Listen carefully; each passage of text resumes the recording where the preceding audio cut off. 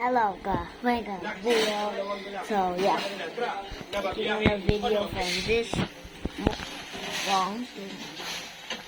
So guys, breakfast today. Nagpakilalang binata bilang si Xiao Xiao at ang pakilala nito sa kasamang bata ay kapatid niya si Daniel.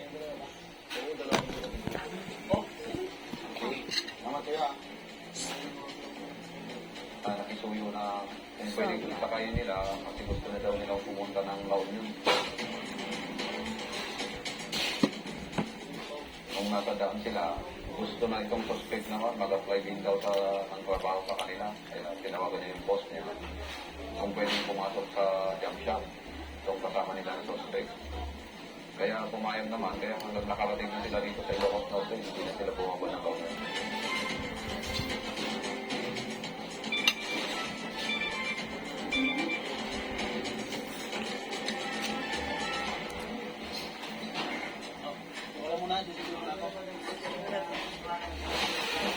Nagkataon tapos nagsiyaw sila.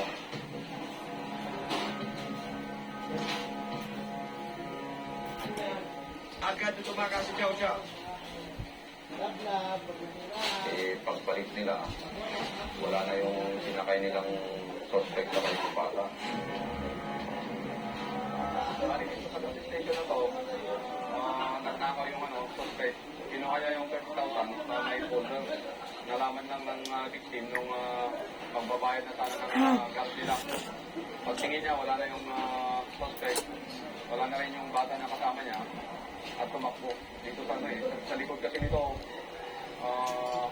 manay bukid ito.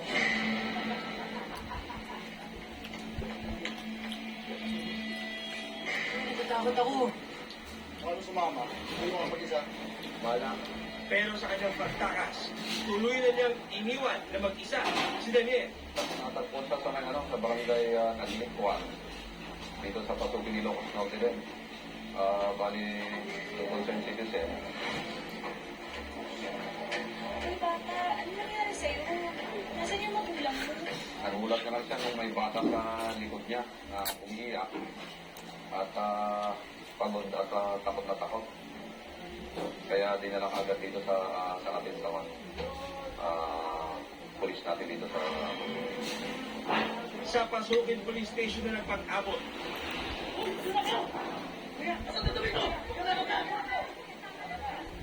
Wala po akong kasalanan. Nadamay na po ako. Ang driver ng truck, ang pahinante at ang batang si Daniel. positive na na-identify ang bata na yan ang kasama nagnakaw.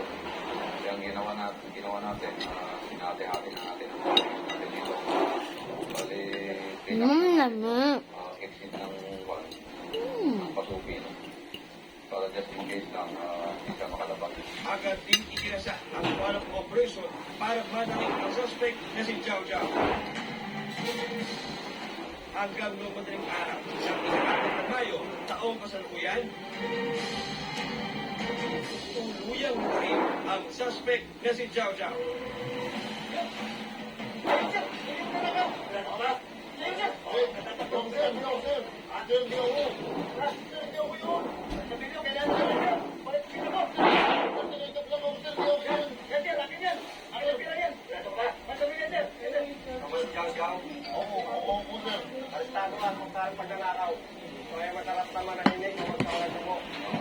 Tugang din na siguro. Di bali, hindi na po buo na 30,000 yung nakuha. 29,000 plus na lang yung nakuha. Nakarating naman ang impormasyon sa ina ni Daniel na si Sarah. Wala na sila sa ilang oras at agad na nagtungo sa Ilocos Norte. Pagdating nila sa istasyon ng pulis,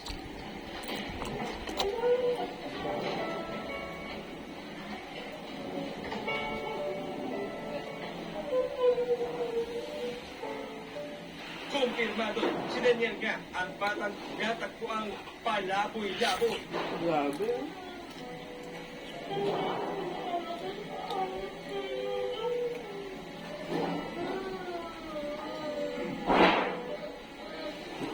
Nung bulak-lak ako doon, ang anak ko po na ang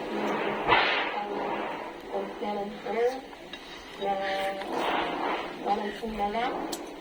Kasi, umiyak na po ako. Kasi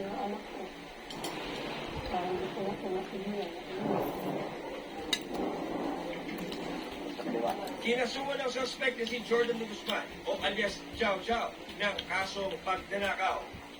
Rin ito sa prosecution office at based sa mga affidavits, evidences na ipasa, bumagsak siya ng qualified test. Available naman yung kaso. Naharap din siya sa kasong kidnapping. Kasalukuyan siya nakapiig sa Ilocos Norte Provincial Jail. Pwede po siya makulong ng panghabang buhay o reclusion perpetual. Sa PN part naman po ng PNP is case closed na po ito and consider as solved since arrested po natin yung suspect. Sinubukan namin makapanayam ang suspect, ngunit hindi kami napaunlakan. Sa kamay ng kanyang inang si Sarah, nakausap ng investigador si Daniel. Kwento ng bata, inalok siya ni Jiao Jiao ng pera at bisikleta para lang sumama siya sa binata. Nanginig po ako. Sabi niya kung gusto dati magkapera o bike, bibili po Now, pagkain, tinapay. Tinuruan na rin daw siya ng suspect na mamalimos at magnakaw para mapagbili ng pagkain. Pasensya na kuya. Wala eh. Sige na po.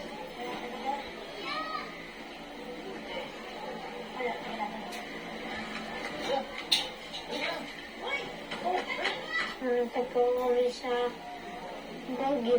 Binenta niya po yung bike. 1,500 po. Pinambili po.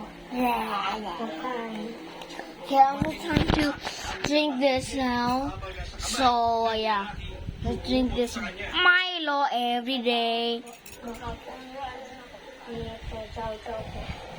Malaking dalo sa pamilya ni Sarah ang mawalay sa pinakaumama na Milo, it was so easy. Bye guys.